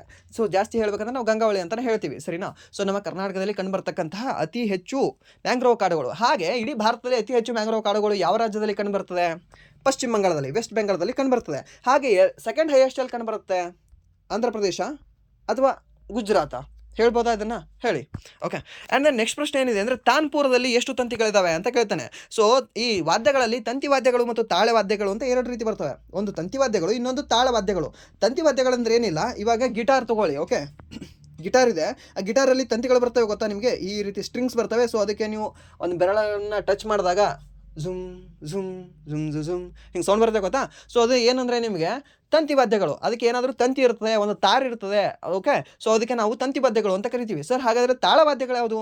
ತಾಳ, ಓಕೆ. ಒಂದು ನಾದ ಯಾವುದು ಹೊಮ್ಮಬೇಕು ಅಂದರೆ ನೀವೇನಾದರೂ ಅದಕ್ಕೆ ಬಡಿದಾಗ, ಓಕೆ, ಅದಕ್ಕೆ ನೀವು ಬಡಿದಾಗ, ಅದಕ್ಕೆ ಏನಾದರೂ ಹೊಡೆದಾಗ, ಇಲ್ಲಾಂದರೆ ಅದಕ್ಕೆ ಸ್ವಲ್ಪ ಉಜ್ಜಿದಾಗ, ಅದಕ್ಕೆ ತಿಕ್ಕಿದಾಗ, ಮಾಡಿದಾಗ, ಅದಕ್ಕೆ ಇಲ್ಲಾಂದರೆ ಎತ್ತಿ ಒಗೆದಾಗ ಏನು ಮಾಡಬೇಕು, ಅದು ಸೌಂಡ್ ಮಾಡಬೇಕು. ಲೈಕ್ ತಬಲಾ ಬಡೀರಿ ಮತ್ತು ಸೌಂಡ್ ಬರುತ್ತೆ, ಸರಿನಾ. ಸೊ ಅದಕ್ಕೆ ಉಜ್ರಿ, ಅವಾಗ ಕೂಡ ಸೌಂಡ್ ಬರುತ್ತೆ, ತಿಕ್ಕ್ರಿ, ಅವಾಗ ಕೂಡ ಸೌಂಡ್ ಬರುತ್ತೆ, ಎತ್ತಿ ಒಗಿರಿ, ಅವಾಗ ಕೂಡ ಸೌಂಡ್ ಬರುತ್ತೆ. ಅದಕ್ಕೆ ನಾವು ಏನಂತ ಕರಿತೀವಿ ಅಂದರೆ ತಾಳವಾದ್ಯಗಳು ಅಂತ ಕರಿತೀವಿ, ಸರಿನಾ. ಸೊ ತಾಳವಾದ್ಯಗಳಲ್ಲಿ ನಿಮಗೆ ತಬಲಾ ಬರುತ್ತೆ, ಅದಾದ ನಂತರ ಡ್ರಮ್ಸ್ ಬರುತ್ತೆ, ಓಕೆ, ಇವೆಲ್ಲ ಬರುತ್ತೆ. ಈ ತಂತಿವಾದ್ಯಗಳಲ್ಲಿ ಸಿತಾರ್ ಬರುತ್ತೆ, ವೀಣೆ ಬರುತ್ತೆ, ಮತ್ತು ಈ ಗಿಟಾರ್ ಬರುತ್ತೆ, ವಯಲಿನ್ ಬರುತ್ತೆ, ಪಿಟೀಲು ಬರುತ್ತೆ. ಇವೆಲ್ಲವೂ ಕೂಡ ನಿಮಗೆ ಈ ತಂತಿವಾದ್ಯಗಳಲ್ಲಿ ಕಂಡು ಬರ್ತವೆ, ಸರಿನಾ. ಇದು ಗೊತ್ತಿರಲಿ. ಸೊ ಅದೇ ರೀತಿಯ ಒಂದು ತಂತಿವಾದ್ಯ ಯಾವುದು ಅಂದರೆ ನಿಮಗೆ ತಾನ್ಪುರ ಅನ್ನೋದು ಒಂದು ತಂತಿವಾದ್ಯ ಇದೆ. ಸೊ ಇದರಲ್ಲಿ ಎಷ್ಟು ತಂತಿಗಳಿದ್ದಾವೆ ಅಂತ ಕೇಳ್ತಾನೆ. ಸೊ ತಂತಿಗಳಿರಬೇಕಲ್ವಾ ತಂತಿವಾದ್ಯಗಳಲ್ಲಿ. ಸೊ ಟೋಟಲಿ 4 ತಂತಿಗಳು ಕಂಡು ಬರ್ತವೆ, ಸರಿನಾ. ಸೊ ಇದೊಂದು ಭಾರತೀಯ ತಂತಿವಾದ್ಯವಾಗಿದೆ, ಯಾವುದು ತಾನ್ಪುರ ಅನ್ನೋದು. ಆ್ಯಂಡ್ ದೆನ್ ನೆಕ್ಸ್ಟ್ ಪ್ರಶ್ನೆ ಏನಿದೆ ಅಂದರೆ ಕ್ರೀಡೆಯಲ್ಲಿ ಉತ್ತಮ ತರಬೇತುದಾರರಿಗೆ ಯಾವ ಪ್ರಶಸ್ತಿಯನ್ನು ನೀಡಲಾಗುತ್ತದೆ ಅಂತ ಕೇಳಿದ್ದಾನೆ. ಸೊ ತರಬೇತುದಾರರಿಗೆ, ಕೋಚರ್ರಿ, ಅತ್ಯುತ್ತಮ ಕೋಚ್ ಯಾರು? ದ್ರೋಣಾಚಾರ್ಯ. ಸೊ ಅವ್ರ ಹೆಸರು ಮೇಲೆ ಪ್ರಶಸ್ತಿಯನ್ನು ನೀಡಲಾಗ್ತದೆ. ಹಾಗೆ ಇವಾಗ ಕೋಚ್ಗೆ ನೀಡಲಾಗ್ತಿರಲಿಲ್ಲ, ಜಸ್ಟ್ ಕ್ರೀಡೆಯಲ್ಲೇ ಅತ್ಯಂತ ಶ್ರೇಷ್ಠವಾದ ಒಂದು ಪ್ರಶಸ್ತಿ ಯಾವುದು ಅಂತ ಕೇಳ್ತಾನೆ ನಿಮಗೆ. ಕ್ರೀಡೆಯಲ್ಲಿ ಯಾವುದು ನಮ್ಮ ಭಾರತದಲ್ಲಿ ಯಾವುದಿದೆ? Major Dhyan Chand Khel Ratna award, okay. Major Dhyan Chand Khel Ratna award ಅಂತ ಇದೆ. ಅಥವಾ ನೀವು ಇನ್ನೊಬ್ರು ಹೇಳ್ಬೋದು, ಸರ್ ರಾಜೀವ್ ಗಾಂಧಿ ಖೇಲ್ ರತ್ನ ಅವಾರ್ಡ್ ಅಂತ, ಓಕೆ. ಈ ರಾಜೀವ್ ಗಾಂಧಿ ಖೇಲ್ ರತ್ನ ಅವಾರ್ಡ್ ಅನ್ನೋದು ಕೂಡ ಅದೇ, ಇದು ಅನ್ನೋದು ಕೂಡ ಮೇಜರ್ ಧ್ಯಾನ್ ಚಂದ್ ಖೇಲ್ ರತ್ನ ಅನ್ನೋದು ಕೂಡ ಅದೇ. ಯಾಕಂದರೆ ಅದ್ರ ಹೆಸರು ಬದಲಾವಣೆ ಮಾಡಿದ್ದಾರೆ, ಸರಿನಾ. ಈ ರಾಜೀವ್ ಗಾಂಧಿ ಖೇಲ್ ರತ್ನ ಅವಾರ್ಡ್ ಎಷ್ಟಲ್ಲಿ ಸ್ಟಾರ್ಟ್ ಆಯಿತು ಅಂತ ಕೇಳ್ತಾನೆ. 1992ರಲ್ಲಿ ಇದು ಸ್ಟಾರ್ಟ್ ಆಗ್ತದೆ. ಮೊದಲ ಬಾರಿಗೆ ಈ ರಾಜೀವ್ ಗಾಂಧಿ ಖೇಲ್ ರತ್ನ ಅವಾರ್ಡು ಯಾರಿಗೆ ಸಿಕ್ಕಿದೆ ಅಂತ ಕೇಳ್ತಾನೆ. Viswanathan Anand, okay. So chess master ಏನಿದಾರಲ್ಲ ವಿಶ್ವನಾಥನ್ ಆನಂದ್ ಅವರು, ತಮಿಳುನಾಡದವರು, ಅವರಿಗೆ ಮೊದಲ ಬಾರಿಗೆ ಈ ಮೇಜರ್ ಧ್ಯಾನ್ ಚಂದ್ ಅವಾರ್ಡ್ ಸಿಕ್ಕಿದೆ, ಅಥವಾ ರಾಜೀವ್ ಗಾಂಧಿ ಖೇಲ್ ರತ್ನ ಅವಾರ್ಡ್ ಸಿಕ್ಕಿದೆ, ಸರಿನಾ. ಇದು ನಿಮ್ಗೆ ಗೊತ್ತಿರಲಿ. ಆ್ಯಂಡ್ ದೆನ್ ಇಲ್ಲಿ ಕೋಚರ್ಗೆ ದ್ರೋಣಾಚಾರ್ಯ ಪ್ರಶಸ್ತಿ. ಈ ದ್ರೋಣಾಚಾರ್ಯದಲ್ಲೂ ಕೂಡ 2 ಬರ್ತವೆ, ಒಂದು ದ್ರೋಣಾಚಾರ್ಯ ಪ್ರಶಸ್ತಿ, ಇನ್ನೊಂದು ದ್ರೋಣಾಚಾರ್ಯ ಜೀವಮಾನ ಪ್ರಶಸ್ತಿ ಅಂತ ಬರುತ್ತೆ. ಸೊ ನಾನು ಇವತ್ತೇ ಟೆಲಿಗ್ರಾಮಲ್ಲಿ ಅಪ್ಲೋಡ್ ಮಾಡಿದ್ದೀನಿ. ಒಂದು 4 ಜನಕ್ಕೆ ಮೇಜರ್ ಧ್ಯಾನ್ ಚಂದ್ ಅವಾರ್ಡ್ ಕೊಟ್ಟಿದ್ದಾರೆ ಈ ವರ್ಷ. ಅದಾದ ನಂತರ ಒಂದು 36 ಜನಕ್ಕೆ ಏನೋ ಅನಿಸುತ್ತೆ, ಎಕ್ಸಾಕ್ಟ್ ನನ್ನ ನಂಬರ್ಗೆ ಗೊತ್ತಿಲ್ಲ. ಅಲ್ಲಿ ಹಾಕಿದ್ದೀನಿ, ಒಂದು ಫೋಟೋ ಹಾಕಿದ್ದೀನಿ, ಯಾವುದು ನ್ಯೂಸ್ ಪೇಪರಲ್ಲಿ ಬಂದಿರೋ ಒಂದು ಫೋಟೋ ಹಾಕಿದ್ದೀನಿ. ಅದನ್ನು ನೀವು NTPC ಮತ್ತು ಡಿ ಗ್ರೂಪು ಮತ್ತು ನೀವು SSC JD ಈ ನೆಕ್ಸ್ಟ್ ವರ್ಷ ಯಾರ್ಯಾರು ಬರೀತಿದ್ದೀರಲ್ವಾ, ಯಾರ್ಯಾರು ಪ್ರಿಪ್ರೇಷನ್ ಮಾಡ್ತಿದ್ದೀರಾ, ಯಾರ್ಯಾರು ಅಸ್ಪಿರೆಂಟ್ಸ್ ಇದ್ದೀರಲ್ವಾ, ಸೊ ಅದನ್ನು ಪ್ಲೀಸ್ ಒಂದು 4 ಸರಿ ಆದರೂ ನೀವು ಬರೀರಿ, ಬರೆದು ನೆನಪಿಟ್ಕೊಳ್ಳಿ. ಯಾಕಂದರೆ ಮಿನಿಮಮ್ ಅಂದರೂ ನಿಮಗೆ ಒಂದು 10 ಆದರೂ ಒಂದು 15 ಕ್ವಶನ್ ಅದರಿಂದ ಕೇಳ್ತಾನೆ ನಿಮಗೆ, ಮಿನಿಮಮ್. ಅಂದರೆ ಒಂದೇ ಶಿಫ್ಟಲ್ಲಿ ಹೇಳ್ತಾ ಇಲ್ಲ ನಾನು, ಬೇರೆ ಶಿಫ್ಟಲ್ಲಿ ಹೇಳ್ತಾ ಇದ್ದೀನಿ. ಮಿನಿಮಮ್ ಅಂದರೂ ಕೇಳ್ತಾನೆ ನಿಮಗೆ. ಆ ಶಿಫ್ಟಲ್ಲಿ ಅದು ಇಂಪಾರ್ಟೆಂಟ್ ಇದೆ. ಆ ಪೇಜ್ ಏನು ಹಾಕಿದ್ದೀನಿ ಅಲ್ವಾ ಇವತ್ತು ಹಾಕಿರೋದು, ಹೆವಿ ಇಂಪಾರ್ಟೆಂಟ್ ಇದೆ, ಅದನ್ನು ನೋಡ್ಕೊಳ್ಳಿ, ಓಕೆ. ಆ್ಯಂಡ್ ದೆನ್ ನೆಕ್ಸ್ಟ್ ಪ್ರಶ್ನೆ ಏನಿದೆ ಅಂದರೆ ನಿಮಗೆ ಥ್ರೋಂಬೋಸೈಟ್ಗಳ ಮುಖ್ಯ ಕಾರ್ಯವೇನು ಅಂತ ಕೇಳಿದಾನೆ, ಓಕೆ. ಥ್ರೋಂಬೋಸೈಟ್ಗಳು ಅಂತ ಬರ್ತವೆ ನಮ್ಮ ದೇಹದಲ್ಲಿ, ಅವುಗಳ ಮುಖ್ಯ ಕಾರ್ಯವೇನು ಅಂತ ಕೇಳಿದ್ರೆ ರಕ್ತದಲ್ಲಿನ ಥ್ರೋಂಬೋಸೈಟ್ಗಳು ಅಥವಾ ಪ್ಲೇಟ್ಲೆಟ್ಗಳ ಮುಖ್ಯ ಕಾರ್ಯವೆಂದರೆ ರಕ್ತ ಹೆಪ್ಪುಗಟ್ಟುವಿಕೆಯನ್ನು ರೂಪಿಸುವುದು. ಇದು ರಕ್ತನಾಳಗಳಿಗೆ ಆಗುವ ಗಾಯಗಳನ್ನು ಸರಿಪಡಿಸುತ್ತದೆ ಮತ್ತು ರಕ್ತದ ನಷ್ಟವನ್ನು ತಡೆಯುತ್ತದೆ. ಏನಿಲ್ಲ ಸರ್, ಇವಾಗ ನೀವು ಎಲ್ಲಾದರೂ ಸುಮ್ಮನೆ ರೋಡ್ ಮೇಲೆ ಹೋಗ್ತಿರ್ತೀರಾ, ಏನಾದರೂ ನಿಮಗೆ ಬಡಿತದೆ ಕಾಲಿಗೆ, ಇಲ್ಲಾಂದರೆ ಬೈಕ್ ತೊಗೊಂಡು ಹೋಗ್ತಿರ್ತೀರ, ಎಲ್ಲಾದರೂ ಗುದ್ದು ಬಿಡ್ತೀರಾ. ಸೊ ರಕ್ತ ಬರ್ತಿರ್ತದೆ. ರಕ್ತ ಒಂದು ಟೈಮ್ ಆದ ನಂತರ, ಒಂದು 5 ನಿಮಿಷನೋ ಒಂದು 10 ನಿಮಿಷ ಆದ ನಂತರ ನಿಂತು ಬಿಡುತ್ತೆ. ಯಾಕೆ ನಿಲ್ಲುತ್ತೆ? ಸುಮ್ಮನೆ ಹಾಗೆ ಹೋಗ್ತಿರ್ಬೇಕು ತಾನೆ. ಪೈಪ್ ಇದೆ, ಹೆಂಗೋ ಒಂದು ತೂತು ಬಿದ್ದಿದೆ ಅದಕ್ಕೆ ಪೈಪಿಗೆ, ಹೆಂಗೆ ಹೋಗ್ತಿರ್ಬೇಕು ತಾನೆ. ಆ ಪೈಪಿಗೆ ಪ್ಯೋಕಿಕ್ ಯಾರು ಹಚ್ತಾರೆ, ಪ್ಯೋಕಿಕ್ ಥರ ವರ್ಕ್ ಯಾರು ಮಾಡ್ತಾರೆ ಅಂತ ಕೇಳಿದ್ರೆ ಇದೇ ಥ್ರೋಂಬೋಸೈಟ್ಗಳು, ಓಕೆ. ಈ ಥ್ರೋಂಬೋಸೈಟ್ಗಳು ಏನು ಮಾಡ್ತವೆ ಅಂದರೆ ಹಿಂಗೆ ಬಂದು ಕುಂತು ಬಿಡ್ತವೆ, ಅದು ಮುಚ್ಚಿ ಬಿಡ್ತವೆ ಆ ಹೋಲ್ನ, ಓಕೆ. ಆ ಗಾಯ ಆಗಿರೋ ಪಾರ್ಟ್ನ ಮುಚ್ಚಿ ಬಿಡ್ತವೆ. ಸೊ ಅದಕ್ಕೆ ನಿಮಗೆ ರಕ್ತಸ್ರಾವ ಆಗೋದಿಲ್ಲ, ರಕ್ತ ಎಲ್ಲ ಹೊರಗೆ ಹೋಗಿಸಿದ್ರೆ ನಾವು ಸಾಯುವುದಿಲ್ಲ, ಸರಿನಾ. ಎಷ್ಟೇ ಬಿದ್ದರೂ ಬಡ್ಕೊಂಡ್ರು ಕೂಡ ಮತ್ತೆ ಹೊಳ್ಳಿ ನಾವು ಉಳಿತೀವಿ. ಯಾಕೆ? ಇದಕ್ಕೆ ಈ ಥ್ರೋಂಬೋಸೈಟ್ಗಳು ನಮ್ಗೆ ಹೆಲ್ಪ್ ಮಾಡ್ತವೆ, ಸರಿನಾ. ಥ್ರೋಂಬೋಸೈಟ್ಗಳು, ಪ್ಲೇಟ್ಲೆಟ್ಗಳು ನಮಗೆ ಹೆಲ್ಪ್ ಮಾಡ್ತವೆ, ಕ್ಯಾಲ್ಸಿಯಂ ಕೂಡ ಹೆಲ್ಪ್ ಮಾಡುತ್ತೆ ಅಲ್ಲಿ ನಮಗೆ, ಸರಿನಾ. ಇದು ಗೊತ್ತಿರಲಿ ನಿಮಗೆ. ಆ್ಯಂಡ್ ದೆನ್ ನೆಕ್ಸ್ಟ್ ಪ್ರಶ್ನೆ ಏನಿದೆ ಅಂದರೆ ಹಿಮಾಲಯದ ಅತ್ಯಂತ ಹೊರಗಿನ ಪರ್ವತ ಶ್ರೇಣಿ ಯಾವುದು? ಇದನ್ನು ಕೂಡ ನಾನು ನಿಮ್ಗೆ ಹೇಳಿದ್ದೀನಿ. ಹಿಮಾಲಯದಲ್ಲಿ 3 ಹಿಮಾಲಯಗಳನ್ನು ನಾವು ಮಾಡ್ತೀವಿ, ಓಕೆ. ಸೊ ಇಲ್ಲಿ ಒಂದು ದೊಡ್ಡ ಹಿಮಾಲಯ ಇದೆ, ಓಕೆ. ಇಷ್ಟು ಹಿಮಾಲಯ ಇದೆ. ಸೊ ಈ ಹಿಮಾಲಯದಲ್ಲಿ ನಾವು ಇದನ್ನು ಹೊರಗಿನ ಶ್ರೇಣಿ, ಇದನ್ನು ಮಧ್ಯದ ಶ್ರೇಣಿ, ಇದನ್ನು ಕೆಳ ಶ್ರೇಣಿ ಅಂತ ಮಾಡ್ತೀವಿ. ಇವಾಗ ಹೊರಗಿನ ಶ್ರೇಣಿಗೆ ನಾವು ಏನಂತ ಕರಿತೀವಿ, ಅಥವಾ ಅತ್ಯಂತ ಉತ್ತರದ ಶ್ರೇಣಿ ಅಂತ ಕೂಡ ಕರಿತೀವಿ ಇದಕ್ಕೆ, ಓಕೆ. ಈ ಪಾರ್ಟ್ ಏನಿದೆಯಲ್ವಾ, ಇದಕ್ಕೆ ಅತ್ಯಂತ ಉತ್ತರದ ಶ್ರೇಣಿ ಅಂತ ಕರಿತೀವಿ. ಹಾಗೆ ಈ ಪಾರ್ಟ್ಗೆ ಅತ್ಯಂತ ದಕ್ಷಿಣದ ಶ್ರೇಣಿ ಅಂತ ಕರಿತೀವಿ, ಇದನ್ನು ಮಧ್ಯದ ಶ್ರೇಣಿ ಅಂತ ಕರಿತೀವಿ, ಸರಿನಾ. ಸೊ ಕ್ಲಿಯರ್ ಆಗಿದೆಯಾ ಇವಾಗ? ಸೊ 1, 2, 3 ಅತ್ಯಂತ ಹೊರ ಶ್ರೇಣಿ, ಮಧ್ಯದ ಶ್ರೇಣಿ ಹಾಗೂ ಕೆಳ ಶ್ರೇಣಿ, ಸರಿನಾ. ಸೊ ಈ ಅತ್ಯಂತ ಹೊರಗಿನ ಶ್ರೇಣಿ ಅಥವಾ ಅತ್ಯಂತ ಉತ್ತರದ ಶ್ರೇಣಿಗೆ ನಾವು ಹಿಮಾದ್ರಿ ಅಂತ ಕರಿತೀವಿ. ಹಾಗೆ ಮಧ್ಯದಕ್ಕೆ ಹಿಮಾಚಲ ಅಂತ ಕರಿತೀವಿ. ಹಾಗೆ ಕೆಳಗಿಂದಕ್ಕೆ ಶಿವಾಲಿಕ್ ಅಂತ ಕರಿತೀವಿ. ಓಕೆ, ಈ ಶಿವಾಲಿಕ್ ಬೆಟ್ಟಗಳಿಗೆ ಇನ್ನೊಂದು ಹೆಸರಿಂದ ಕೂಡ ಕರೀತಾರೆ, ಪಾದ ಬೆಟ್ಟಗಳು. ಓಕೆ, ಪಾದ ಬೆಟ್ಟಗಳು ಅಂತ ಕರೀತಾರೆ. ಹಾಗೆ ನಮ್ಮ ಭಾರತದಲ್ಲಿ ಕಂಡುಬರ್ತಕ್ಕಂಥ ಅತ್ಯಂತ ಎತ್ತರವಾದ ಶಿಖರ ಯಾವುದು? K2. Okay, K2 or Godwin Austen. ಹೀಗೆ ಇನ್ನೊಂದು ಪ್ರಶ್ನೆ ಕೇಳಬಹುದು, ನಮ್ಮ ಭಾರತದಲ್ಲೇ ಪ್ರಸ್ತುತ ನಮ್ಮ ಭಾರತದ ಒಡೆತನದ ಪ್ರದೇಶದಲ್ಲೇ ಕಂಡುಬರ್ತಕ್ಕಂಥ ಅತ್ಯಂತ ಎತ್ತರವಾದ ಪರ್ವತ ಶ್ರೇಣಿ ಯಾವುದು ಅಂತ ಕೇಳ್ಬೋದು. ಇಲ್ಲಿವರೆಗೂ ಕೇಳಿಲ್ಲ, ಕೇಳ್ಬೋದೇನೋ. ಓಕೆ, ಸೊ ಹಾಗೆ ಕೇಳಿದ್ರೆ ನಿಮಗೆ ಯಾವ್ದು ಬರುತ್ತೆ? ಕಾಂಚನಜುಂಗ ಬರುತ್ತೆ. ಯಾಕೆ ಸರ್ ಇದು K2 ಹಾಗಾದರೆ ನಮ್ಮ ದೇಶದ ಒಡೆತನದಲ್ಲಿ ಇಲ್ವಾ?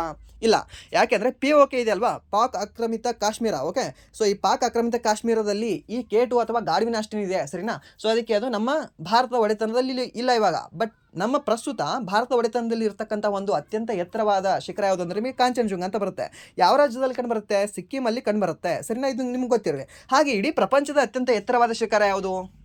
Mount Everest. ಹಾಗೆ ಯುರೋಪಿನ ಅತ್ಯಂತ ಎತ್ತರವಾದ ಶಿಖರ ಯಾವುದು? ಮೌಂಟ್ ಎರ್ಬ್ರಸ್ ಅಂತ ಬರುತ್ತೆ. ಹಾಗೆ ನಾರ್ತ್ ಅಮೇರಿಕಾ ಅದರ ಎತ್ತರವಾದ ಶಿಖರ ಯಾವುದು? ಮೌಂಟ್ ಮ್ಯಾಕಿನ್ಲೆ ಅಂತ ಕಂಡುಬರುತ್ತೆ, ಸರಿನಾ? ಇವು ಗೊತ್ತಿರಲಿ, ನಿಮಗೆ ಇಂಪಾರ್ಟೆಂಟ್ ಇದ್ದಾವೆ. ಹಾಗೆ ಆಫ್ರಿಕಾದು ಮೌಂಟ್ ಕಿಲಿಮಂಜಾರೋ ಅಂತ ಬರುತ್ತೆ, ಸರಿನಾ? ಇದು ಎಲ್ಲ ನಿಮಗೆ ಗೊತ್ತಿರಲಿ, ಕೇಳ್ತಾನೆ. ಆ್ಯಂಡ್ ದೆನ್ ನೆಕ್ಸ್ಟ್ ಪ್ರಶ್ನೆ ಏನಿದೆ ಅಂದರೆ 2024ರ ಕೊನೆಯ ತ್ರೈಮಾಸಿಕದಲ್ಲಿ ಆಕ್ಸಿಸ್ ಬ್ಯಾಂಕ್ನ ಬೆಳವಣಿಗೆ ಶೇಕಡಾವಾರು ಎಷ್ಟು ಅಂತ ಕೇಳಿದ್ದಾನೆ. ಸೊ ಆಕ್ಸಿಸ್ ಬ್ಯಾಂಕ್ದು ಶೇಕಡಾವಾರು ಎಷ್ಟಿದೆ? ಟೋಟಲಿ ನಿವ್ವಳ ಲಾಭ 3.8% ಹೆಚ್ಚಾಗಿದೆ, ಸರಿನಾ? ಸೊ 3.8% ಏನಿದೆ ಅಲ್ವಾ, ಅದು ಹೆಚ್ಚಾಗಿದೆ. ಹಾಗೆ ನಿವ್ವಳ ಲಾಭ ಪರ್ಸೆಂಟೇಜಲ್ಲಿ ಕೇಳಿದ್ರೆ 3.8, ಬಟ್ ಲಾಭ ಅಂತ ಕೇಳಿದ್ರೆ ಎಕ್ಸಾಕ್ಟು 6,304 ಕೋಟಿ ರೂಪಾಯಿ ಹೆಚ್ಚಾಗಿದೆ, ಸರಿನಾ? ಹಾಗೆ ತ್ರೈಮಾಸಿಕದಲ್ಲಿ ಎಷ್ಟು ಹೆಚ್ಚಾಗಿದೆ ಅಂತ ಕೇಳಿದ್ರೆ ಸೊ 6,071 ಕೋಟಿ ರೂ ಹೆಚ್ಚಾಗಿದೆ. ಸರ್ ಇದನ್ನೆಲ್ಲ ಹೇಗೆ ನೆನಪಿಟ್ಕೊಳ್ಳೋಕ್ಕಾಗುತ್ತೆ ಸರ್? ನನಗೂ ಕೂಡ ಅದೇ ಕನ್ಫ್ಯೂಷನ್. ಓಕೆ, ಸೊ ಒಂದು 12 ನ್ಯಾಷನಲೈಸ್ಡ್ ಬ್ಯಾಂಕ್ದು ಅದನ್ನು ಓದ್ಕೊ ಅಂದರೆ ಓಕೆ. ಅದಾದ ನಂತರ ಇಲ್ಲಾಂದರೆ ಪ್ರೈವೇಟ್ ಬ್ಯಾಂಕ್ಗಳು ಒಂದು 4-5 ಏನೇ ಇದಾವಲ್ವಾ, ಲೈಕ್ ಇವಾಗ ICICI ಆಗಿರಲಿ, ಮತ್ತು HDFC ಆಗಿರಲಿ, ಆಕ್ಸಿಸ್ ಆಗಲಿ. ಓಕೆ, ಸೊ ಈ ರೀತಿಯದು ಓದ್ಕೊ ಅಂದರೆ ಅದನ್ನಾದರೂ ಓಕೆ. ಬಟ್ ಏನು ಹೇಳೋದಿಲ್ಲ ಇವರು. ಓಕೆ, ಬಟ್ ಮೇಜರ್ ಏನೇನು ಕೇಳಬೇಕು ಅದನ್ನು ಕೂಡ ಕೇಳೋದಿಲ್ಲ. ಈ ರೀತಿ ಎಷ್ಟು ಹೆಚ್ಚಾಗಿದೆ, ಏನು ಕಡಿಮೆ ಆಗಿದೆ, ಕರೆಂಟ್ ಅಫೇರ್ಸಲ್ಲಿ ಹೇಗೆ ನೋಡ್ಕೊಳ್ಳೋಕ್ಕಾಗುತ್ತೆ? ಸ್ವಲ್ಪ ಡಿಫಿಕಲ್ಟ್ ಆಗುತ್ತೆ ಇದು. ಬಟ್ ಈ ಟಾಪಿಕ್ ನೋಡ್ಕೊಳ್ಳೇಬೇಕು, ಯಾಕಂದರೆ ಮಿನಿಮಮ್ ಅಂದರೂ ಇದ್ರ ಮೇಲೆ ಒಂದು 2 ಪ್ರಶ್ನೆನಾದರೂ ಕೇಳ್ತಾ ಇದ್ದಾನೆ. ಸೊ ಬ್ಯಾಂಕಿನ ಮೇಲೆ ಈ RPF ಅಲ್ಲಿ ಮ್ಯಾಕ್ಸಿಮಮ್ ಕೇಳಿದ್ದಾನೆ ಪ್ರಶ್ನೆ. ಸೊ ನಿಮ್ಮ NTPCಯಲ್ಲೂ ಕೂಡ ಬರ್ಬೋದು. ಸೊ ಅವರು ಸ್ವಲ್ಪ ನೋಡ್ಕೊಳ್ಳಿ, ಬ್ಯಾಂಕಿನ ಬಗ್ಗೆ ಇಲ್ಲೇ ನೋಡ್ಕೊಳ್ಳಿ. ಯಾಕೆ ನೋಡ್ಕೋಬೇಕು ಅಂದರೆ ನಿಮ್ಮ ಎಕ್ಸಾಮ್ ಮುಂದಿನ ತಿಂಗಳಿದೆ ಅಂದರೆ, ಏಪ್ರಿಲಲ್ಲಿದೆ ಅಂದರೆ ನೀವು ಮಿನಿಮಮ್ ಅಂದರೂ ಫೆಬ್ರವರಿಯವರೆಗೆ ಕರೆಂಟ್ ಅಫೇರ್ಸ್ ನೋಡ್ಕೋಬೇಕು. ಫೆಬ್ರವರಿ ಮುಂದ್ಗಡೆ ನೀವು ನೋಡ್ಕೊಳ್ಳೋದು ಅವಶ್ಯಕತೆ ಇಲ್ಲ. ಓಕೆ, ಅವಶ್ಯಕತೆ ಇಲ್ಲ, ಯಾಕಂದರೆ ನಿಮ್ಗೆ ಕೇಳೋದಿಲ್ಲ. ಕ್ವಶನ್ ಪೇಪರ್ ಆಲ್ರೆಡಿ ತೆಗೆದಿದ್ದಾಗಿರ್ತದೆ. ಓಕೆ, ಸೊ ಅದಕ್ಕೆ ಹೇಳ್ತಾ ಇದ್ದೀನಿ, ನೀವು RRB D ಗ್ರೂಪ್ ಅವರು ಎಲ್ಲ ನೋಡ್ಕೋಬೇಕು. ನಿಮ್ಮ ಎಕ್ಸಾಮ್ ಇರುವ ಒಂದು 2 ತಿಂಗಳ ಹಿಂದಿನವರೆಗೂ ನೀವೆಲ್ಲ ನೋಡ್ಕೊಳ್ಬೇಕಾಗತ್ತೆ. 1 ವರ್ಷದ ಲಾಸ್ಟ್ 1 ಇಯರ್ ಅಪ್ಡೇಟ್ ಆಗಿರಬೇಕಾಗುತ್ತೆ, ಸರಿನಾ? ಆ್ಯಂಡ್ ದೆನ್ ನೆಕ್ಸ್ಟ್ ಪ್ರಶ್ನೆ ಏನಿದೆ ಅಂದರೆ ಬೃಹದೀಶ್ವರ ದೇವಾಲಯವನ್ನು ನಿರ್ಮಿಸಿದವರು ಯಾರು? ಓಕೆ, ಸೊ ಇದನ್ನು ಕೂಡ ಆಲ್ರೆಡಿ ಹೇಳಿಲ್ವಾ? ಓಕೆ, ಡಿಸ್ಕಷನ್ ಮಾಡಿದ್ವಿ ಇದನ್ನು SSGDನಲ್ಲೂ ಕೂಡ, ಇದರಲ್ಲೂ ಕೂಡ. ಸೊ ಯಾರು ಅಂದರೆ ಚೋಳರ ದೊರೆಯಾದ ರಾಜರಾಜ ಚೋಳ. ಓಕೆ, 1ನೇ ರಾಜರಾಜ ಚೋಳ ಏನು ಮಾಡ್ತಾನೆ ಅಂದರೆ ಬೃಹದೀಶ್ವರ ಟೆಂಪಲ್ನ ನಿರ್ಮಾಣ ಮಾಡ್ತಾರೆ. ಸೊ ಆ ಟೆಂಪಲ್ಗೆ ಇದು ನೋಡಿ, ಭಾರತದ ಅತ್ಯಂತ ದೊಡ್ಡ ದೇವಾಲಯ ಅಂದರೆ ಇದೇ ಬೃಹದೀಶ್ವರ ಟೆಂಪಲ್, ಸರಿನಾ? ಹಾಗೆ ಇದೇ ಬೃಹದೀಶ್ವರ ಟೆಂಪಲ್ಗೆ ನಾವು ಇನ್ನೊಂದು ಹೆಸರಿನಿಂದ ಕೂಡ ಓದ್ತೀವಿ, ರಾಜರಾಜೇಶ್ವರ ಟೆಂಪಲ್ ಅಂತ ಓದ್ತೀವಿ ನಾವು. ರಾಜೇಶ್ವರ ಟೆಂಪಲ್ ಅಂತ ಓದ್ತೀವಿ. ಯಾಕೆ? ಈ ರಾಜರಾಜ ಚೋಳ ಅದನ್ನು ಕಟ್ಟಿಸಿದ್ದ ಅಂತ ಅವನ ಹೆಸರಿನಿಂದ ಆ ದೇವಾಲಯವನ್ನು ನಾವು ಕರಿತೀವಿ, ಸರಿನಾ? ಇದು ಗೊತ್ತಿರಲಿ ನಿಮಗೆ. ಈ ರಾಜರಾಜೇಶ್ವರ ಟೆಂಪಲ್ ಅಥವಾ ಬೃಹದೀಶ್ವರ ಟೆಂಪಲು ಯಾವಾಗ ಕಟ್ಟಲಾಯಿತು ಅಂತ ಕೇಳಿದ್ರೆ 11ನೇ ಶತಮಾನದಲ್ಲಿ, ಸರಿನಾ? ಸೊ ಕ್ರಿಸ್ತಶಕ 11ನೇ ಶತಮಾನದಲ್ಲಿ ಇದನ್ನು ಕಟ್ಟಲಾಗಿದೆ. ಸೊ ಎಕ್ಸಾಕ್ಟ್ ಅವಧಿನೇ ಕೇಳಿದ್ರೆ ನಿಮಗೆ 1003ರಿಂದ 1010ರವರೆಗೆ 10ರ ನಡುವೆ ನಿರ್ಮಿಸಲಾಗಿದೆ. ಬಟ್ ಒಂದೊಂದು ಬುಕ್ಕಲ್ಲಿ ನಿಮಗೆ 1009 ಅಂತೇನೋ ಕೊಟ್ಟಿದ್ದಾನೆ, ಸೆಕೆಂಡ್ PU ಬುಕ್ಕಲ್ಲೇನೋ.